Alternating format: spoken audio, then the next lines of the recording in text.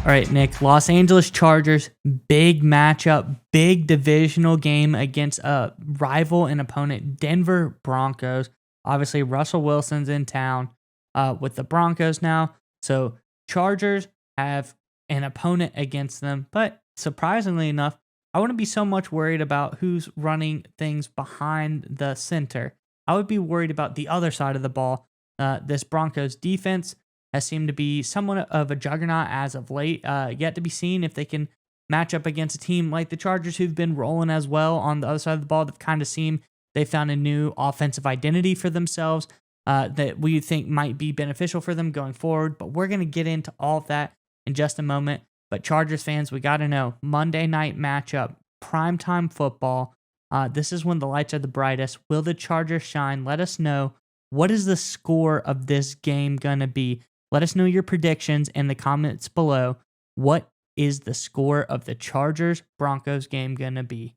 But Nick, what do you got on the Chargers?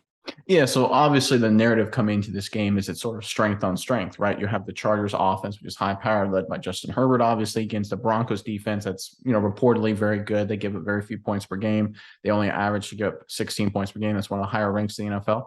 But I want to point something out here, minus about this Broncos defense and why I think it's actually a little suspect. When you look at the quarterbacks that have gone against this Broncos team, week one, you had Geno Smith with the Seahawks. Week two was Davis Mills from Houston. Week three, you had Jimmy Garoppolo, 49ers. Week four, Derek Carr with the Raiders. And week five, Matt Ryan with the Colts.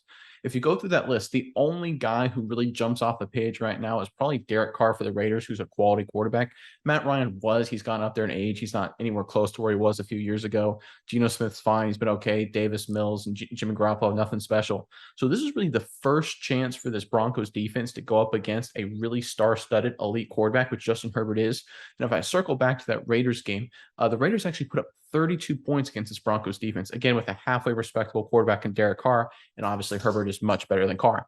So I'm actually going to be very pleasantly surprised. I think a lot of Chargers fans will be with how well the Chargers will move the ball and score against Denver this game. I think this Broncos defense is a little more susceptible than people think, especially on the ground. Going back to that Raiders game, the Raiders ran the ball with Josh Jacobs exceptionally well. And to your point earlier, the Chargers have gone back to more of the ground game in recent weeks, led by Austin Eckler. So I think there's a formula to move the ball and score against the Broncos defense. And I think Justin Herbert, Austin Eckler, and this Chargers offense has it, and they can execute on that like they've done the last few weeks and put up a lot of points. What are your thoughts on that right there? Yeah, Nick. I mean, I believe it, and I think this is going to be pretty big. We're no strangers to calling out teams that are suspect. Obviously, we're the genius minds that called that Tennessee would go in and upset Alabama. Subtle plug to our college football channel, SMI College Football Show. Go check that one out if you're interested. But so when we say that this seemingly high-powered defense maybe not as tough as it seems, it's a little bit susceptible, hasn't faced an elite quarterback like Justin Herbert, hasn't faced an offense with as many weapons as the Chargers have. I don't think they've seen a running back like Austin Eckler, who literally is the most multifaceted runner, receiver, blocker, I think, in the NFL, one of the best at all three things.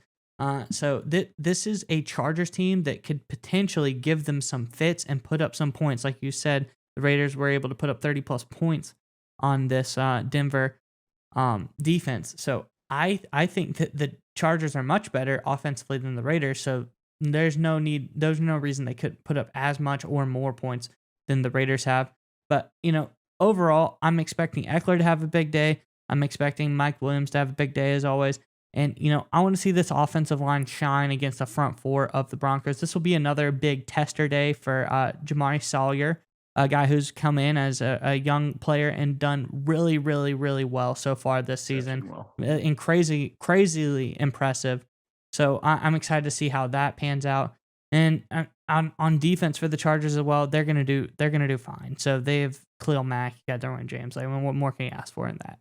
Well, you bring up James, right? Because James has, made his money in the NFL, or made some of his money in the NFL, being sort of the antidote to mobile, athletic, scrambling, running quarterbacks, right? He famously negated Lamar Jackson in a playoff victory for the Chargers. And this is what James does. He's the ultimate spy. He can do a lot of things really well, but in terms of dealing with those super athletic quarterbacks, He's outstanding at that. So you look for James to eliminate a lot of Russell Wilson's scrambling and playmaking ability. I fully expect them to be able to handle that, no problem. But I want to go back to this Chargers offensive line. And that sort of was the question mark when Slater got hurt. The fact that they come in led by Jamari Sawyer and done really well the past few weeks running the football, protecting Herbert a little bit better, that gives me a lot of positive energy going forward, making me think that this Chargers offense can kind of keep the glue together as they get healthier. Keenan Allen will eventually come back. They're going to get more players back as the season goes on. So I really feel really good about where the Chargers are offensive line wise. And you go back to this Broncos defense, they're a pretty good defense, but they play a lot of man. They play a lot, they put guys like Sertan on islands and things like that. Justin Herbert's sheer arm talent and accuracy can just absolutely eviscerate that kind of man coverage. It's the same thing that Josh Allen and Pat Mahomes can do.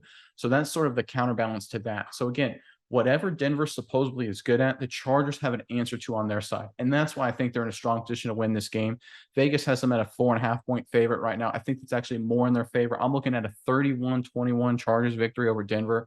I think could even be a little more lopsided than that. I wouldn't be surprised if it was 31-14, 28-10, and then there's some garbage time points by the Broncos to make the game a little closer. I think this is a huge win for the Chargers, and I think they moved to 4-2, which, by the way, would put them in a tie for first place in the AFC West. How about that?